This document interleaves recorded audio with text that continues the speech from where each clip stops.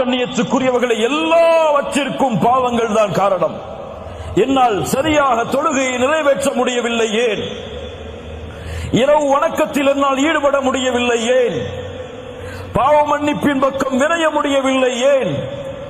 அல்லாஹுவை அதிகமாக நினைவு கூற முடியவில்லை ஏன்? பொய்களை புறங்களை பேசுவதை விட்டு விலக முடியவில்லை ஏன்? உறவுகளை சேர்த்து வாழ்வதை விட்டு பெற்றோர்களுக்கு பணிவிடை செய்வதில் என்னால் நெருங்க முடியவில்லை ஏன்? அதிகமாக அல்லாஹ்வுடைய பாதையில் என்னால் கொடுக்க முடியவில்லை ஏன்?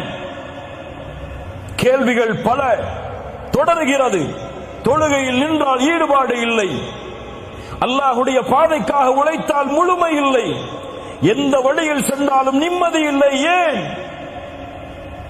அலி இப்னு அபி தாலிப் அவர்களிடத்தில் ஒரு மனிதர் வந்து கேட்டார், யா அலி, ஹுர்ரிம்து மினஸ் ஸலாத்தி பில்-லைல், இரவுடைய வணக்கத்திலிருந்து தூரமாகிறேன், தடுக்கப்படுகிறேன், ஆனால் காரணம் தெரியவில்லை அலியே. ஏன் இரவு வணக்கத்தை என்னால் தொழ முடியவில்லை? அலாரம் வைக்கிறேன், மனைவி எழும்படி என்னை எழுப்பிவிடு என்று கூறுகிறேன், எல்லா வசதிகளையும் ஏற்படுத்துகிறேன், ஆனால் இரவு வணக்கத்தில் ஈடுபட முடியவில்லை அலி ஏன்? அலி அவர்கள் சொன்னார்கள், அந்த ரஜுலுன் கது கையதத்க துனூபுக், நீ பாவங்களால் பிணைக்கப்பட்ட கட்டப்பட்ட மனிதனாக இருக்கிறாய். தொழுகையை சரியாக தொழ முடியவில்லையா? முயற்சி எடுத்தும் உங்களிடத்திலே பாவங்கள் இருக்கிறது. அல்லாஹ்வை முழு மனதோடு அழைக்க முடியவில்லையா? உங்களிடத்திலே பாவங்கள் இருக்கிறது. இரவு வணக்கத்திலே ஈடுபட முடியவில்லையா? உங்களிடத்திலே பாவங்கள் இருக்கிறது. நன்மையில் முன்னேற முடியவில்லையா? உங்களிடத்திலே பாவங்கள் இருக்கிறது. இதிலிருந்து நீங்கள் தௌபா செய்து விலகாமல் எந்த ஒரு சோதனையும் உங்களிடமிருந்து நீங்கள் நீக்க முடியாது. நபி நூஹ் அதைத்தான் சொன்னார் சமூகத்திற்கு. சூரத்து நூஹ், நபி நூஹ் சொன்னார்கள், ஃபகுல்து இஸ்தக்ஃபிரு ரப்பக்கும் இன்னஹு கான கஃபாரா. நபி நூஹ் தன் சமூகத்திற்கு சொன்னார், இஸ்தக்ஃபிரு ரப்பக்கும், ரப்பிடத்திலே மன்னிப்பை தேடுங்கள், அவன் மன்னிக்க கூடியவனாக இருக்கிறான். யுர்சிலிஸ் ஸமாஅ அலைக்கும் மித்ராரா, மலைகளை அவன் தொடர்ச்சியாக ஏற்படுத்துவான். அவனிடத்திலே பாவ மன்னிப்பை தேடுங்கள். உலகத்தில் செல்வத்தாலும் குழந்தைகளாலும் இந்த உலகத்தின் தோட்டங்களாலும் அதில் ஓடக்கூடிய ஆறுகளாலும் அல்லாஹ் உங்களுக்கு உதவி செய்வான், ஏற்படுத்துவான். அல்லாஹ்விடத்திலே மன்னிப்பை தேடுங்கள் என்று நூஹ் அலைஹிஸ்ஸலாத்து வஸ்ஸலாம் அவர்கள் சொன்னார்கள். ஆம் கண்ணியத்துக்குரியவர்களே, அல்-இஸ்திக்ஃபார், அல்-இஸ்திக்ஃபார், எம்முடைய பாவங்களுக்குரிய மன்னிப்பு எம்முடைய வாழ்வின் கவலையை நீக்கும், எம்முடைய துக்கத்தை நீக்கும், எமக்கு வரக்கூடிய சோதனையை நீக்கும். ஒரு சோதனை வருகிறது, வேகமாக செல்கிறீர்கள், ஒரு வாகன விபத்து ஏற்பட்டு விடுகிறது, அல்லது ஒரு வியாபாரத்திலே முன்னேறி கொண்டு செல்கிறீர்கள், நஷ்டம் ஏற்படுகிறது, குடும்ப உறவுகள் பிரிய காரணமாகிறது. அப்போது நினைக்காதீர்கள் இதற்கெல்லாம் வேறு காரணமாக இருக்குமோ, இதுவெல்லாம் வேறு யாராவதுடைய கண்ணின் காரணமாக ஏற்பட்டு இருக்குமோ என்று நினைக்காதீர்கள். நீங்கள் நினைக்கக்கூடிய முதல் நினைப்பு, என்ன பாவம் செய்தேன் நான், எந்த பாவம் என்னிடத்திலே இருக்கிறது, நான் சோதிக்கப்படுகிறேனே, என்ன பாவத்திற்கு நம்மிடத்திலே மன்னிப்பை தேட மறந்துவிட்டேன், அதை நினைவு கூர்ந்து மன்னிப்பை தேடுங்கள். என் வாழ்வில் நடந்த ஒரு செய்தி. இந்த நாட்டிலே ஒரு வாகனத்திலே நான் சென்று கொண்டிருக்கும் பொழுது ஒரு பெண் என்னுடைய வாகனத்திலே மோதிவிட்டாள். மோதிய பிறகு என்னுடைய வாகனம் அதிகமாக பாதிக்கப்படுகிறது. அந்த பெண் இறங்கி வருகிறார்கள், மன்னிப்பு கேட்கிறாள். அப்போது என் கணவன் வரட்டும், இருவரும் சேர்ந்து நாம் போலீஸ் ஸ்டேஷனுக்கு போவோம் அப்படின்னு சொல்லி அந்த பெண் சொல்றாங்க. வெயிட் பண்றோம். அவங்களுடைய கணவன் வர்றார். மாஷா அல்லாஹ், அல்லாஹ் அவருக்கு அருள் செய்யட்டும். வந்து பார்த்தார் யாரின் மீது தவறு என்று. உணர்ந்து கொண்டால் தன் மனைவியின் பக்கம் தான் தவறு என்று ஒரே வார்த்தை தான் சொன்னார். நீ ஏதோ பாவம் செய்திருக்கிறாய், செல் 2 ரக்காத் தொழு, அல்லாஹ்விடத்திலே மன்னிப்பு தேடு, அதற்கு பிறகு நாம் காவல் நிலையத்திற்கு செல்லுவோம். அல்லாஹு அக்பர். அந்த பெண் சொன்னால் பரவாயில்லை, நாம் சென்று விட்டு வந்து தொழுது மன்னிப்பை தேடுவோம். இல்லை இல்லை இல்லை, இதற்கு காரணம் நாம் செய்கின்ற பாவமாகத்தான் இருக்கும். செல், தொழுது விட்டு வா, அதற்கு பிறகு போவோம். அல்லாஹு அக்பர். இப்படிப்பட்ட மனிதர்கள் இந்த பூமியிலும் வாழ்கிறார்கள். ஆம் கண்ணியத்துக்குரியவர்களே, இந்த நிகழ்வும் இது போன்ற நிகழ்வுகளும் நம்முடைய வாழ்வில் ஏற்பட்டால் முதலாவது நினையுங்கள், எந்த பாவம் என்னிடத்தில் இருக்கிறது? சரியாக தொழுகிறேனா? சரியாக ஜக்காத்தை கொடுத்தேனா? ஹஜ் கடமையாக ஹஜ் செய்தேனா? புறம் பேசுகிறேனா? பொய் பேசுகிறேனா? பெற்றோர்களுக்கு மாறு செய்தேனா? மனைவிக்கு நோவினை செய்தேனா? பிள்ளைகளுக்கு நோவினை செய்தேனா? என் ரப்பை நினைவு கூற மறந்தேனா? என் ரப்புடைய தொடர்பில் துண்டித்திருக்கிறேனா? இந்த பாவத்தை விட்டு நீங்கினால்தான் என் சோதனை அகலும் என்று நினைத்தால் அல்லாஹ் ரப்புல் ஆலமீன் அந்த பாவ மன்னிப்பில் என்னுடைய வாழ்வின் கவலைகளை, பிரச்சனைகளை நீக்குவான். மூன்றாவது, அஸ்ஸலாஹ். அஸ்ஸலாஹ் உள்ளத்தின் நிம்மதி, வாழ்வின் நிம்மதி, ஒட்டுமொத்த கவலைகளும் ஒரு சுஜூதில் நீக்கிவிடும் நிம்மதியை அல்லாஹ் இந்த தொழுகையில் வைத்திருக்கிறான். அல்லாஹ் கூறுகிறான் சூரத்து தாஹா 124, 125வது வசனங்கள், وَمَنْ أَعْرَضَ عَنْ ذِكْرِي فَإِنَّ لَهُ مَعِيشَةً ضَنْكًا. அல்லாஹு அக்பர், அல்லாஹு அக்பர். குர்ஆன் பேசுகிறது, கேளுங்கள். وَمَنْ أَعْرَضَ عَنْ ذِكْرِي, என் நினைவிலிருந்து யார் தூரமாகிறானோ فَإِنَّ لَهُ مَعِيشَةً ضَنْكًا, அவனுக்கு நெருக்கடியான வாழ்வை நாம் ஏற்படுத்துவோம். கோடிகள் இருக்கும், ஆனால் நெருக்கடி இருக்கும். லட்சங்கள் குமையும், நெருக்கடி இருக்கும். நெருக்கடியான வாழ்வை ஏற்படுத்துவோம். ஏன்? என் நினைவில் இருந்து அவன் தூரமானால். ஜும்ஹூர் அஹ்லு தஃப்ஸீர், தஃப்ஸீர் கலையுடைய விரிவுரையாளர்கள் எல்லோரும் சொல்கிறார்கள் சேர்ந்து, அல்லாஹ்வின் நினைவு என்று அல்லாஹ் குர்ஆனிலே குறிப்பிடுவது அஸ்ஸலாஹ். தொழுகையிலிருந்து தூரமானால் இந்த உலகம் நெருக்கடியாகும், பிரச்சனைகள் நெருக்கடியாகும், குடும்பத்தில் நிம்மதி இருக்காது, தொழிலில் நிம்மதி இருக்காது, கல்வியில் நிம்மதி இருக்காது. எதை தொட்டாலும் சோதனையில் முடியும். தொழுகையை அவன் சரியான முறையில் நிறைவேற்றவில்லை என்றால், ஃபஜ்ருடைய தொழுகையை தொழாமல் அவன் காலையில் விழித்தால் அந்த தினம் முழுவதும் அவனுக்கு சோதனை, சோதனைதான். கெட்ட நாள், நல்ல நாள் இஸ்லாமில் கிடையாதா? உண்டா இல்லையா? கெட்ட நாள், நல்ல நாள் இஸ்லாம் இருக்கா? கிடையாது. ஆனால் இருக்கிறது. ஒரு மனிதனுக்கு கெட்ட நாள் என்றால் எப்போது அவன் ஃபஜ்ர் தொழவில்லையோ அதுதான். அல்லாஹ்வுடைய தூதர் ஸல்லல்லாஹு அலைஹி வஸல்லம் சொன்னார்கள், இரவில் தூங்கும் பொழுது ஷைத்தான் 3 முடிச்சுகளை போடுகிறான். எத்தனை முடிச்சுதா? எத்தனை முடிச்சு? 3 முடிச்சுகளை போடுகிறான். ஒவ்வொரு முடிச்சை போடும் பொழுதும் சொல்லுகிறான், இரவு தூரமானது, இரவு தூரமானது, தூங்கு, நிம்மதியோடு உறங்கு என்று சொல்லுகிறான். அல்லாஹ்வுடைய தூதர் ஸல்லல்லாஹு அலைஹி வஸல்லம் சொன்னார்கள், எப்போது அவன் எழுந்து அல்லாஹ்வை நினைவு கூறுகிறானோ அப்போது ஒரு முடிச்சு அவிழ்கிறது. எப்போது உது செய்கிறானோ 2வது முடிச்சு அவிழ்கிறது. எப்போது தொழுகிறானோ 3வது முடிச்சாக அவிழ்கிறது. அப்போது அவன் நஷீதன் தய்யிபன் நஃப்ஸ், ஆரோக்கியமானவனாக, மகிழ்ச்சியுடையவனாக, நிம்மதியுடையவனாக எழுந்திருக்கிறான். அந்த உள்ளத்தோடு எழுந்திருக்கிறான். ஆனால் 3 முடிச்சுக்களும் அவிழ்க்கப்படவில்லை என்றால் கபீசன் நஃப்ஸ், அசுத்தமான உள்ளத்தோடு, கஸ்லான், சோம்பேறியாக அவன் எழுந்திருக்கிறான். புரியுதா? அந்த 3 முடிச்சுக்களும் அவிழ்க்கப்பட்டு ஃபஜ்ருடைய தொழுகையை அவன் நிறைவேற்றினால் அன்றைய தினம் முழுவதும் அவன் தொடக்கூடிய எல்லா காரியமும் வெற்றி. ஃபஜ்ருடைய தொழுகை தொழாமல் அவன் எழுந்திருந்தால் அன்றைய தினம் முழுவதும் சோம்பேறித்தனத்தால் நிரம்பி இருக்கும். மேலும் சொன்னார்கள், யார் ஒருவன் ஃபஜ்ருடைய தொழுகையை தொழாமல் உறங்குகிறானோ அவனுடைய காதில் ஷைத்தான் சிறுநீர் கடிக்கிறான். அல்லாஹ்வுடைய தூதருடைய வாக்கு உண்மை. ஃபஜ்ருடைய தொழுகையை தொழாமல் உறங்கிக் கொண்டிருப்பவர்களே, உங்களுடைய காதில் ஒருவன் சிறுநீர் கழிக்கிறான். அவன் யார்? அல்லாஹுவால் சபிக்கப்பட்டவன், தூதரால் சபிக்கப்பட்டவன், மூமின்களால் சபிக்கப்பட்டவன்.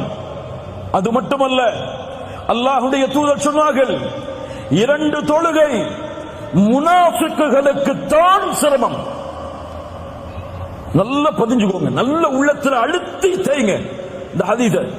2 தொழுகை முனாஃபிக்குகளுக்கு தான் சிரமம். அல் ஃபஜ்ரு வல் இஷாஉ.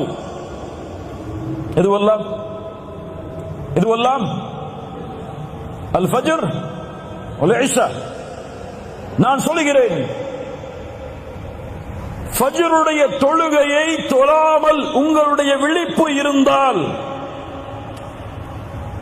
சூரியன் உதயமானதற்கு பிறகு நீங்கள் ஃபஜ்ரை தொழக்கூடிய வழக்கமுடையவர் என்றால், அல்லாஹ் பாதுகாக்கட்டும், அல்லாஹ் பாதுகாக்கட்டும், நாம் முனாஃபிக் என்பதில் சந்தேகமே கிடையாது. நீங்க முஃமின் நினைச்சுக்கோங்க, அல்லது ஜமாத்து தலைவர் நினைச்சுக்கோங்க, அல்லது ஒரு இயக்கத்துடைய தலைவர் நினைச்சுக்கோங்க, அல்லது முஸ்லிம்களுடைய தலைவர் நினைச்சுக்கோங்க. என்னுடைய ஈமான் எல்லாம் இன்று மௌத்தானா சொர்க்கம் ஜன்னத்துல் ஃபிர்தௌஸுடைய உயர்ந்த இடம் என்றெல்லாம் கற்பனை செய்து கொள்ளுங்கள். ஆனால் ஃபஜ்ருடைய தொழுகை இல்லாமல் உங்களுடைய தினம் ஆரம்பமானால், நிஃபாக் இல்லாமல் நீங்கள் எழுந்திருக்கவில்லை. சுப்ஹானல்லாஹ். அல்லாஹ் ரப்புல் ஆலமீன் நம்மை பாதுகாப்பானாக. ஃபഖலஃப மின் பஅதிஹிம் கல்ஃபுன் அதாஉஸ் ஸலாத். பின்னால் வரக்கூடிய மக்கள் தொழுகையை பாழாக்குவார்கள். ஒன்று சொல்லவா? 5 நேர தொழுகையை ஒருவன் தொழுதாலும் அவன் நரகம் செல்லுவான். 5 நேர தொழுகையை தொழுதாலும் எங்கே செல்லுவான்? எங்கே செல்லுவான்? இவன் நரகம் செல்லுவான். யார் அவன்? அதாஉஸ் ஸலாத், தொழுகையை வீணடிப்பான். ஃபஸௌஃப யல்கௌன கய்யா, கய்யா என்ற நரக ஆற்றில் அல்லாஹ் அவர்களை ஒன்று சேர்ப்பான். தொழுகையை பாழாக்குபவர்கள். இப்னு அப்பாஸ் சொன்னார்கள், அக்ஹருஸ் ஸலாத அன் வக்திஹா, தொழுகையை அதனுடைய நேரத்தில் தொழாதவன். தொழுகையை விடுறவங்க கிடையாது நரகத்துக்கு போறவங்க. அவங்களுக்கு நரகம், சக்கரண்டு நரகம் ஒதுக்கப்படுகிறது.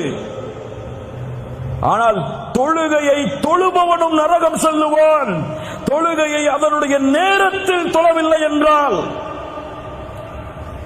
குர்ஆன் சொல்லுகிற தீர்ப்பு, காலை 7 மணிக்கு உங்களுக்கு ஃபஜ்ர் வருதுன்னா, மதியம் 6 மணிக்கு உங்களுக்கு முஹர் அஸர் வருதுன்னா, உங்களுக்கு மக்ரிப் எல்லாம் 8 மணிக்கு, இஷாவெல்லாம் காலையில எழுந்ததுக்கு பிறகுதான் வருகுன்னு சொன்னா, நீங்க 5 நேர தொழுகையை தொழுதாலும் இந்த தொழுகையுடைய கூலியாக நீங்கள் எதிர்பார்ப்பது உங்களுக்கு கிடைக்காது.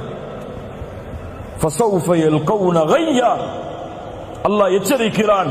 அவர்களை கய்யா என்ற நரக ஓடையில் அல்லாஹ் சங்கமிக்க வைப்பான். அல்லாஹ் பாதுகாப்பானாக. தொழுகை வாழ்வில் உள்ள எல்லா பிரச்சனைகளையும் நீக்கும். அதனால் தான் அல்லாஹ் கூறுகிறான், யா அய்யுஹல்லதீன ஆமனூ இஸ்தஈனு பிஸ்ஸப்ரி வஸ்ஸலாஹ் இன்னல்லாஹ மஅஸ் ஸாபிரீன். ஈமான் கொண்டவர்களே, தொழுகையை கொண்டும் பொறுமையை கொண்டும் அல்லாஹ்விடத்திலே உதவி தேடுங்கள். சுப்ஹானல்லாஹ். நோயில் அவதைப்படுகிறீர்களா? எந்த மருத்துவரும் உங்களை ஏற்றுக்கொள்ள தயாரில்லையா? எல்லோரும் கைவிடுகிறார்களா? இஸ்தஈன் பிஸ்ஸலாத், 2 ரக்அத் உது செய்து தொழுது சுஜூதில் கேளுங்கள், லா மரீத இல்லா ஷஃபைத யா ரப், நீ இல்லாமல் நோயை குணமாக்க முடியாது யா அல்லாஹ். எந்த மருத்துவ உலகமும் என்னை கைவிட்டாலும் நீ நாடினால் இந்த நோயை குணமாக்க முடியும். உன்னை தவிர யாரும் இல்லை இதை குணமாக்குவதற்கு என்று உங்களை ஒப்படையுங்கள். இன்ஷா அல்லாஹ் நீங்கள் சுஜூதில் இருந்து எழுவதற்கு முன்னால் உங்களுடைய நோய் குணமாகும். கடனில் பிரச்சனையா? கோடி கோடி கடன் குவிந்து விட்டதா? வெளியேறுவதற்கு வழி தெரியவில்லையா? இஸ்தஈன் பிஸ்ஸலாத். குழந்தை இல்லையா? இஸ்தஈன் பிஸ்ஸலாத். வீட்டில் மனைவிக்கும் உங்களுக்கும் பிரச்சனையா? இதை தீர்ப்பதற்கு வழி தெரியவில்லையா? இஸ்தைன் பிஸ்ஸலாஹ். நிறுவனத்தில் வேலையை விட்டு உங்களை தூக்குகிறார்கள். வாழ்வாதாரம் என்ன ஆகப் போகிறது என்று தெரியவில்லை. இஸ்தைன் பிஸ்ஸலாஹ். தொழுது முடிப்பதற்குள் உங்களுக்கு நீங்கள் விரும்பிய வேலையை விட சிறந்த வேலை உங்கள் வீட்டின் வாசலின் கதவை தட்டும். தொழுகையை கொண்டு உதவி தேடுங்கள். தொழுகையில் சுஜூதில் அல்லாஹ்விடத்திலே அதிகம் கேளுங்கள். எல்லா பிரச்சனைகளும் நீக்கப்படும். ஏன்? அல்லாஹ்வுடைய தூதர் சொன்னார்கள், ஒரு அடியான் அல்லாஹ்விடத்திலே நெருக்கமாக இருக்கக்கூடிய நிலைமை சுஜூத். ஃபஅக்ஸிரு ஃபீஹி மினத் துஆ. அதில் துஆவை அதிகப்படுத்துங்கள் என்று அல்லாஹ்வுடைய தூதர் முஹம்மது ரசூலுல்லாஹ் ஸல்லல்லாஹு அலைஹி வஸல்லம் சொன்னார்கள். நான்காவது கவலைகள் நீங்க நான்காவது வழி அஸ்ஸபர். வபஷ்ஷிரிஸ் ஸாபிரீன். வபஷ்ஷிரிஸ் ஸாபிரீன். பொறுமையாளர்களுக்கு நற்செய்தி கூறுங்கள்.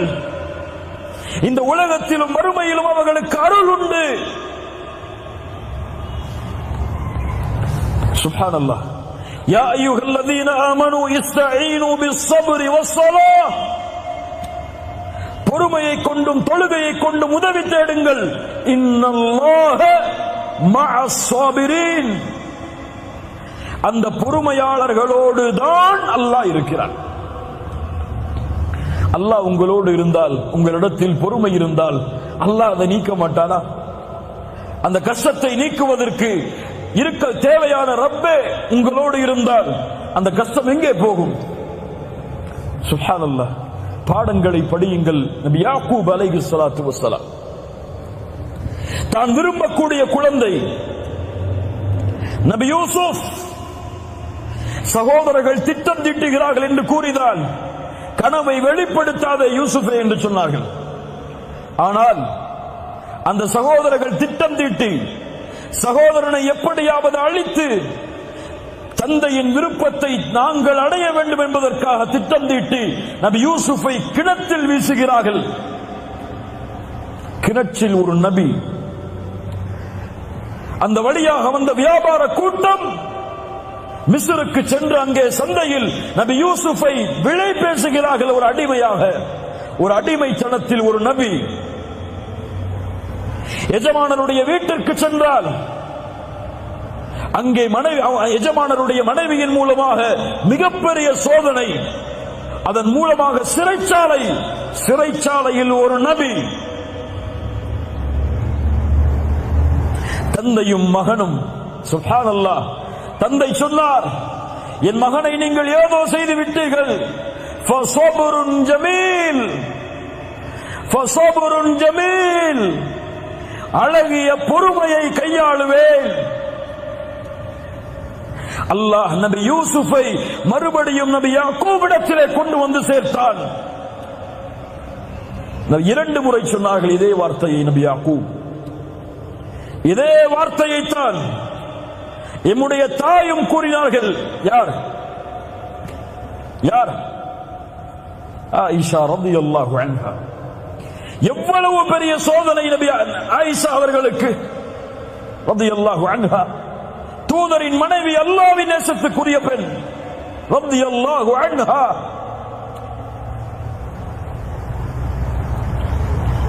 இந்த உலகத்தில் அருவருக்கத்தக்க ஒரு பாவத்தோடு ஒரு நபியின் மனைவி இணைக்கப்படுகிறார்கள். ஒரு சித்தீக்கின் மகள். தூதர் அல்லாஹ்வுடைய வசனத்தை எதிர்பார்த்திருக்கிறார்கள். சஹாபாக்களில் சிலர் அந்த தவறை பற்றி பேச ஆரம்பிக்கிறார்கள் மக்களிடத்தில். அல்லாஹ் அவர்களுடைய பாவங்களை மன்னிக்கட்டும். அல்லாஹ்வுடைய தூதரும் சஹாபாக்களும் என்ன செய்வதென்று திளைத்திருக்கிறார்கள். ஆயிஷா அவர்களுக்கு அந்த செய்தி போய் சேருகிறது. கவலையில் அழுது அழுது அழுது ஆயிஷா அவர்களுடைய உள்ளம் நெருக்கடியால் சூழ்கிறது. பல நாட்களுக்கு பிறகு ஆயிஷா அவர்களை அல்லாஹ்வுடைய தூதர் சந்திக்க செல்கிறார்கள். அதுவரை சலாமை தவிர வேறு பேச்சு கிடையாது. தன் கணவர் தன்னோடு பேச மறுக்கிறார். மூமின்களிடத்திலும் தன்னை பற்றிய தவறான செய்திகள் பரப்பப்படுகிறது. எவ்வளவு பெரிய நெருக்கடி ஆயிஷாவுக்கு ரலியல்லாஹு அன்ஹா. அல்லாஹ்வுடைய தூதர் சொல்லுகிறார்கள், ஆயிஷா, அபூபக்கர் அவர்களுடைய தாயாரும் அருகில் இருக்கிறார், அவருடைய மனைவியும் அருகில் இருக்கிறார்கள். ஆயிஷா அவர்களுடைய தாயாரும் இருக்கிறார்கள், தந்தையும் தாயும். அல்லாஹ்வுடைய தூதர் சொல்லுகிறார்கள், ஆயிஷா, இப்படி கேள்விப்பட்டேன், நீங்கள் செய்திருந்தால் மன்னிப்பை தேடுங்கள். அல்லாஹ் பாவத்தை உணர்ந்து மன்னிப்பை தேடுபவர்களை மன்னிப்பான். செய்யவில்லை என்றால் அல்லாஹ் உங்களை பரிசுத்தப்படுத்துவார். நீங்கள் என்ன சொல்லுகிறீர்கள்? அபூபக்கரை பார்த்து சொன்னார்கள், ஆயிஷா ரலியல்லாஹு அன்ஹா, அல்லாஹ்வுடைய தூதருடைய நண்பரே, உங்களுடைய தூதருக்கு பதில் சொல்லுங்கள். அபூபக்கர் சொன்னார்கள், என்ன சொல்லுவது? என் தாயே, ரசூலுக்கு பதிலளியுங்கள். என்ன சொல்லுவது நான்?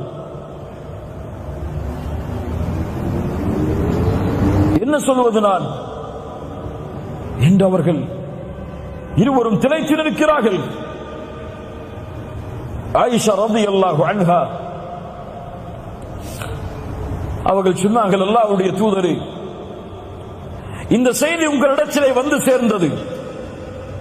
நீங்கள் இதை அல்லாஹ்வுடைய வசனத்தை எதிர்பார்த்து இருக்கிறீர்கள்.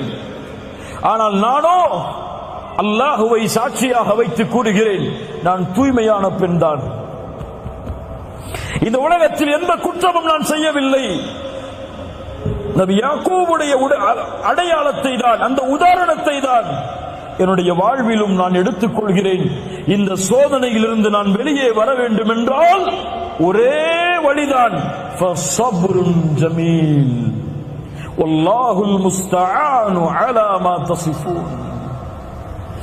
அழகிய பொறுமையை கையாளுவேன். ஏன் நபி யாக்கூபிடத்திலே இருந்த அந்த பொறுமை? இவ்வளவு பெரிய இட்டுக்கட்டப்பட்ட செய்தியை சுமந்த ஆயிஷா ரலியல்லாஹு அன்ஹா அவர்களிடத்தில் இருந்த அந்த பொறுமை ஏன் நம்மிடத்தில் இல்லை? ஃபஸப்ருன் ஜமீல் வல்லாஹுல் முஸ்தஆனு அலா மா தஸிஃபூன்.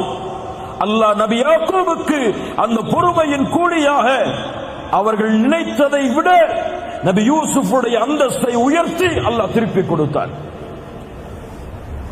நபி ஆயிஷா, நபியுடைய மனைவியுடைய ஆயிஷா ரலியல்லாஹு அன்ஹா அவர்களுடைய பொறுமையால் அல்லாஹ் அவர்களை பரிசுத்தப்படுத்துவதற்காக உலகம் அழியும் வரையிலும் இருக்கக்கூடிய குர்ஆனில் அல்லாஹ் வசனங்களை இறக்கி நிரூபித்தான். நபியுடைய மனைவியாகிய ஆயிஷா அவர்களுடைய கற்புக்கு அல்லாஹ் சாட்சி கூறினான் அந்த பொறுமையால். நபி யூனுஸ் அதே சோதனையை சந்தித்தார், பொறுமையோடு இருந்தார். நபி நூஹ் 950 ஆண்டு காலம் அழைப்பு, பொறுமையோடு இருந்தார். முஹம்மது ரசூலுல்லாஹ் ஸல்லல்லாஹு அலைஹி வஸல்லம் எவ்வளவு சோதனைகள் மக்காவில், எவ்வளவு சோதனைகள். நபி சுஜூதில் முஷ்ரிக்குகள், மக்கத்து காஃபிர்கள் அந்த தூதரின் மேல் ஒட்டகத்தின் கழிவை வீசினார்கள். சுமையா ரலியல்லாஹு அன்ஹா, யாசிர், அம்மார், ஒரே குடும்பம் ஒரு பெண்ணுக்கு முன்னால் கொடுமைப்படுத்தப்பட்டார்கள். அல்லாஹ்வுடைய தூதர் என்ன சொன்னார்கள்? சப்ரன் ஆல யாசிர். யாசிருடைய குடும்பத்தார்களே, பொறுமையை கையாளுங்கள். நீங்கள் தங்கக்கூடிய இடம் நாளை மறுமையில் சொர்க்கம். அஸ்ஸபர், அஸ்ஸபர், என் ரப்பு எனக்கு கொடுத்தது, இதில் நான் பொறுமையோடு இருப்பேன். என் ரப்பு இதை விட்டு என்னை இதை விட்டு அல்லாஹ் பாதுகாப்பான். என் ரப்பு எனக்கு வழிகாட்டுவான். அதுவரை பொறுமையை கையாளுவேன், பொறுமையோடு இருப்பேன். என்ன சோதனை வந்தாலும், சிரமம் வந்தாலும், சபர். வபஷ்ஷிரி ஸாபிரீன், இன்னல்லாஹ மஅஸ் ஸாபிரீன். ஐந்தாவது, அத்தவக்குல் அலல்லாஹ். கவலைகள் நீங்க ஐந்தாவது வழி, அல்லாஹுவின் மீது உறுதியான நம்பிக்கை. அல்லாஹுவின் மீது அசைக்க முடியாத உறுதியான நம்பிக்கை. என் கஷ்டத்தை என் ரப்பை தவிர யாரும் நீக்க முடியாது. அம்மை யுஜீபுல் முல்தர்ர இதா தஆஹு வ யக்ஷிஃபுஸ் ஸூ. கஷ்டத்தில் சிக்கி தவிப்பவர் அழைக்கும் பொழுது அந்த அழைப்பிற்கு யார் பதில் கொடுப்பது? சிரமங்களை யார் நீக்குவது? இலாஹும் அல்லாஹ். அல்லாஹுவை விட வேறொரு இலாஹ் கடவுள் இருக்கிறாரா? அல்லாஹ் கூறுகிறான், وَمَن يَتَوَكَّلْ عَلَى اللَّهِ فَهُوَ حَسْبُهُ. யார் அல்லாஹ்வின் மீது நம்பிக்கை கொண்டிருக்கிறார்களோ அவர்களுக்கு அல்லாஹ் ஒருவன் போதுமானவன். அல்லாஹ்வுடைய தூதர் சொன்னார்கள், யார் அல்லாஹ்வின் மீது அசைக்க முடியாத நம்பிக்கையை வைத்திருக்கிறார்களோ, ஹக்க தவக்குலிஹி, உண்மையான தவக்குலை கொண்டிருக்கிறார்களோ, அவர்களுக்கு அல்லாஹ் பறவைகளுக்கு எப்படி உணவளிக்கிறானோ அப்படி உணவளிப்பான். அது காலையில் பசியோடு செல்லுகிறது, மாலையில் வயிறு நிரம்ப திரும்பி வருகிறது. என்ன அர்த்தம்? வீட்டுல உட்கார்ந்துட்டு அல்லாஹ் மேல நம்பிக்கை இருக்கு, அல்லாஹ் எனக்கு ரிஸ்க கொடுப்பான்னு சொல்லி உட்கார்ந்து இருக்க சொல்லல. என்ன சொன்னாங்க அல்லாஹ்வுடைய தூதர்?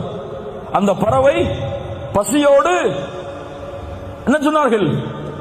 கிளம்பி செல்கிறது, ஒரு முயற்சி எடுத்து செல்லுகிறது. அல்லாஹ் அதனுடைய வயிற்றை நிரப்புகிறான். ரப்புல் ஆலமீன் இந்த உலகத்தில் உள்ள ஒரு இருள் சூழ்ந்த இரவில், ஒரு இருண்ட பாறையில் ஊறக்கூடிய ஒரு அணுவிற்கும் உணவளிக்க ரப்பு மறக்காத பொழுது, ரப்பின் மீது நம்பிக்கை கொண்டிருந்தால் உங்களுக்கு அல்லாஹ் வாழ்வாதாரத்தை ஏற்படுத்தாமல் இருப்பாடா? என் ரப்பை சார்ந்திருக்கிறேன், என் ரப்பின் மீது நம்பிக்கை வைத்திருக்கிறேன். இந்த கவலையை அல்லாஹ் நீக்குவான், இந்த துக்கத்தை அல்லாஹ் நீக்குவான். அத்தவக்குல் கவலைகளை நீக்கும். கவலைகள் நீங்க ஐந்தாவது வழி, அல்லாஹ்வின் மீது உறுதியான நம்பிக்கை. ஆறாவது, அல்லாஹ்வின் மீது நல்லெண்ணம், ஹுஸ்னு ظن பில்லாஹ். இது முக்கியமான விஷயம், கவனிச்சு கேளுங்க. அல்லாஹுவை நீங்கள் எப்படி உங்களுடைய உள்ளத்தில் மேன்மைப்படுத்துகிறீர்களோ அப்படி உங்களுடைய மேன்மையும் அல்லாஹ்விடத்தில். அல்லாஹ்வின் மீது எந்த நம்பிக்கையில் நீங்கள் உறுதியான நம்பிக்கையை வைத்திருக்கிறீர்களோ அதே எண்ணம் தான் அல்லாஹ்விடத்தில். அல்லாஹுவோடு நீங்கள் எப்படி நடந்து கொள்கிறீர்களோ அப்படித்தான் அல்லாஹுவும் உங்களோடு நடந்து கொள்வான். என் ரப்பு என் கவலையை நீக்குவான், அல்லாஹ் உங்கள் கவலையை நீக்குவான். என் ரப்பு என் நோயை குணப்படுத்துவான், அவன் தான் குணப்படுத்த முடியும். அவன் மீது நம்பிக்கை இருக்கிறது, நல்லெண்ணம் இருக்கிறது, அல்லாஹ் குணப்படுத்துவான், அல்லாஹ் குணப்படுத்துவான். என் ரப்பு என் கவலையை நீக்குவான், கடனை நீக்குவான். என் ரப்பின் மீது நம்பிக்கை இருக்கிறது, நல்லெண்ணம் இருக்கிறது. ஏன்? அவன் என் நஃப்ஸை விட என்னை நேசிக்கிறான். அல்லாஹ் என் நஃப்ஸ் என்னை நேசிப்பதை விட, என் உயிரை நான் விரும்புவதை விட என் ரப்பு என்னை நேசிக்கிறான்.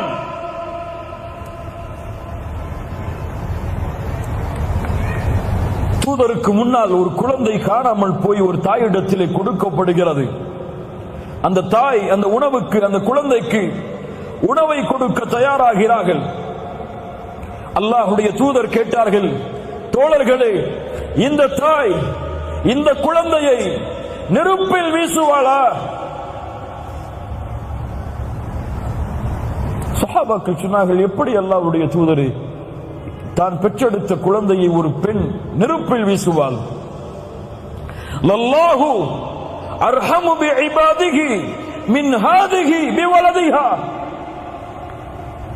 ஒரு தாய் தன்னுடைய குழந்தையின் மீது எப்படி இந்த பாசத்தை காட்டுகிறாளோ, இதைவிட அல்லாஹ் அடியார்களின் மீது இரக்கமுடையவன், அடியார்கள் மீது அருள் செய்யக்கூடியவன். உங்கள் கஷ்டம், உங்களுடைய பிரச்சனை என்றால் உங்களுடைய பெற்றோர்கள் அதை தாங்கிக் கொள்வார்களா? உங்கள் பெற்றோர்கள் அதற்கு உதவி செய்யாமல் இருப்பார்களா? அல்லாஹ்வின் மீது ஈமான் கொண்ட நம்பிக்கையுடைய ஒரு முஸ்லிம் ரப்பின் மீது உறுதியான நம்பிக்கையை கொண்டிருந்தால் அல்லாஹ் அவர் எப்படி நல்லெண்ணம் கொண்டாரோ ரப்பின் மீது அதே வழியாக அல்லாஹ்வும் அவருக்கு உதவி செய்வான். அல்லாஹ்வுடைய தூதர் ஸல்லல்லாஹு அலைஹி வஸல்லம் ஒரு முறை பள்ளிவாசலுக்கு உள்ளே செல்கிறார்கள். தொழுகை இல்லாத நேரத்தில் அபு உமாமா ரலியல்லாஹு அன்ஹு அவர்கள் அந்த பள்ளியில் இருக்கிறார்கள். தொழுகை இல்லை, தொழுகையுடைய நேரம் அல்ல. யா அபா உமாமா, தொழுகை இல்லாத நேரத்தில் நீ பள்ளியில், அதுவும் உன் முகத்தில் கவலை தெரிகிறது, ஏன்? அபு உமாமா ரலியல்லாஹு அன்ஹு அவர்கள் சொன்னார்கள், ஹுமூமுன் வதுயூனுன், அல்லாஹ்வுடைய தூதரே, துக்கம் என்னை வாட்டுகிறது, கடனால் அவதிப்படுகிறேன். சுப்ஹானல்லாஹ், என்ன ஒரு நபி பாருங்கள், என்ன ஒரு நபி பாருங்கள். அபு உமாமா, ஒன்றை அறிவித்துக் கொடுக்கவா? அதை நீ கூறினால் அல்லாஹ் உன் கவலையை, உன் துன்பத்தை நீக்குவான், உன் கடனை அல்லாஹ் நீக்குவான். சொல்லட்டுமா? அதை சொல்லுங்கள் அல்லாஹ்வுடைய தூதரே. நீ காலை எழுந்தாலும் மாலை வந்தாலும் சொல், அல்லாஹும்ம இன்னி அஊது பிக மினல் ஹம்மி வல் ஹஸன். யா அல்லாஹ், துன்பத்திலிருந்து பாதுகாப்பை தேடுகிறேன், கவலையிலிருந்து பாதுகாப்பை தேடுகிறேன். வஅஊது பிக மினல் அஜ்ஸி வல் கஸல். யா அல்லாஹ், பலகீனத்திலிருந்து, சோம்பலிலிருந்து பாதுகாப்பை தேடுகிறேன். வஅஊது பிக மினல் ஜுப்னி வல் புக்ல். யா அல்லாஹ், வறுமையிலிருந்து, கஞ்சத்தனத்திலிருந்து உன்னிடத்திலே பாதுகாப்பை தேடுகிறேன். வஅஊது பிக மின் கலபத்தித் தைனி வ கஹ்ரிர் ரிஜால். யா அல்லாஹ், கடன் என்னை மிகைப்பதிலிருந்து உன்னிடத்திலே பாதுகாப்பை தேடுகிறேன் என்பதை காலையிலும் மாலையிலும் சொல். அல்லாஹ் உன் கவலையை நீக்குவான், அல்லாஹ் உன்னுடைய கடனை அகற்றுவான். சுப்ஹானல்லாஹ்.